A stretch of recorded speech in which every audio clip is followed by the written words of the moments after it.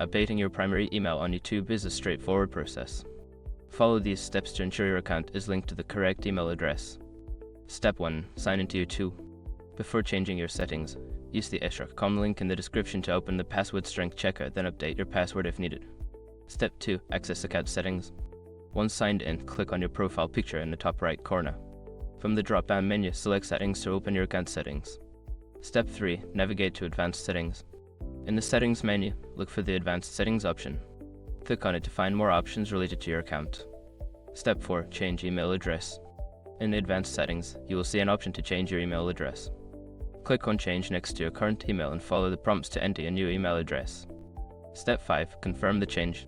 After entering your new email, YouTube will send a confirmation link to your new email address. Check your inbox, click on the link, and follow any additional instructions to finalize the update. Once you've completed these steps, your primary email on YouTube will be updated. Make sure to check your new email for any notifications or verification requests from YouTube.